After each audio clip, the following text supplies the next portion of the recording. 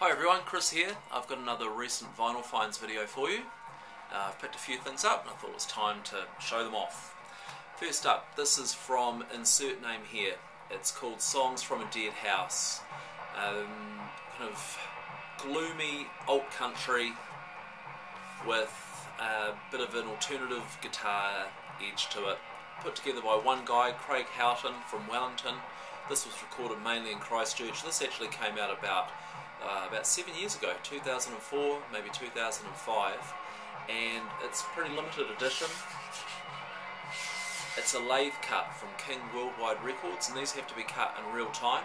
So I think there might only be 50 of these. It's in mono, it comes with the CD, with the stereo version of it, and when I bought that I also got this split 7-inch single, which is insert name here, with Self Sound Orchestra from Minneapolis, and that's an accompaniment to an album which is a CD album, Caffeine Ends, Sleep Begins. Got all of that directly from Craig from insert name here for $20 New Zealand. Next up, the only overseas vinyl I've got in this video, Thurston Trees Outside the Academy.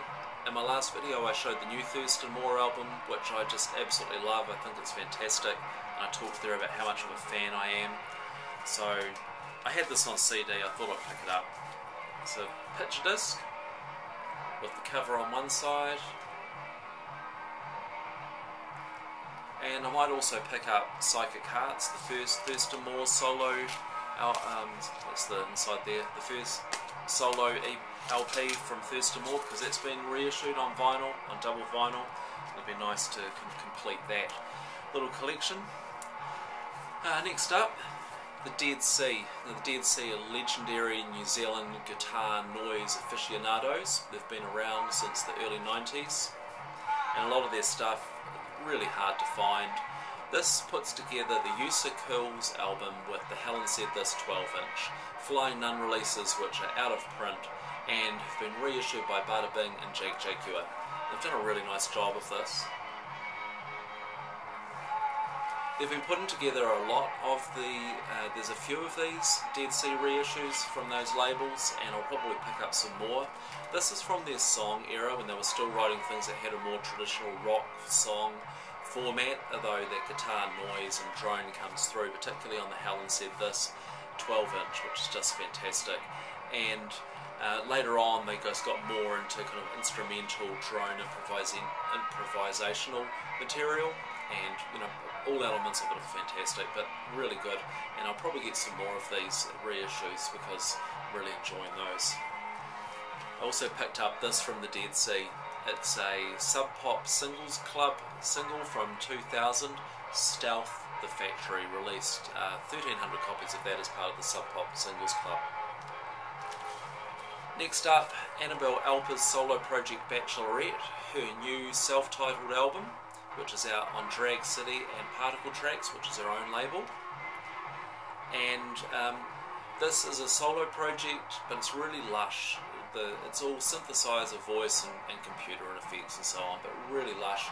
I was a bit wary of it because I really liked the last Bachelorette album, My Electric Family, where there's a lot of additional instrumentation and musicians playing on that, and that was, I thought that really suited the songs, and I'm a real fan of that album. But yeah, I'm really pleased I picked this up, and it's beautiful. It's got a really nice cover, and here's the insert lyrics there. And it sounds great. A nice present from Drag City. It's Bachelorette. Now here's a band that some of you from overseas won't have heard of, but I highly recommend you check out. The Phoenix Foundation. This is their latest album, Buffalo. Again, limited edition, 300 copies of this. But it's just been released in the UK and in Europe, and there may be a vinyl pressing that goes along with that, I'm not sure. And anything by the Phoenix Foundation is worth checking out. They started off as really a bit of an alt country outfit, alt indie country, and they've kind of gone, I suppose, forged their own path. It's a big band, you've got several songwriters in there, multi-instrumentalists, and yeah, I don't know how you describe them really, but they're really good. One of New Zealand's best bands, and Buffalo's a great album, great example of what they do. So if you can track that down, I recommend it. And there are a couple of things that I've been playing a lot. This is the Cakekitchen's new album, Kangaroos in My Top Garden. The Cakekitchen have been around again for a long time, since the 90s, and again this is a limited edition, 300 copies, number 149. And the mainstay, the central point, the one static, or not static, the one kind of person who's been with Cakekitchen throughout is Graham Jeffries, and he's played with various other people, and there's been different incarnations of the band. And in here he's playing with one other person whose name is gone from me, but he played in Cakekitchen many years ago. They're back together. This was all recorded in Australia, and there's an Australian theme to some of the songs, and to the cover obviously. Other references to Australian here, Glebe Point Road, which I think is in Sydney. This Australian Christmas is one of the songs here, and it's really humorous and quirky pop, and it's all just drums and guitar and double-tracked vocals, lots of care taken. It sounds amazing and really good, and lots of care taken with the package as well. Look at this. This is all Cakekitchen stamps on the inner sleeve there, and you've got the kangaroos and the biplanes on the labels.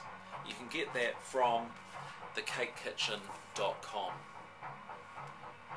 And finally, another one that I've been playing lots and lots of, it's on now, the Futurians, Chaos Manor is the LP. This is a Dunedin band, but this is released on Last Visible Dog, again an edition of 300, and this is vinyl only. Last Visible Dog's an American album. It's a nice kind of collage here. There's a theme that goes through all of the dozens of Futurian releases of kind of sci-fi, lo-fi guitar noise. It's recorded, it's all kind of in the red, the real drony, repetitive guitar noise. It's not to everyone's taste, that's for sure, but I've been absolutely loving this. The B-side, most of is taken up with one song, which just gets to this really nice krautrock-like guitar drone, and not a million miles away from the Dead Sea actually.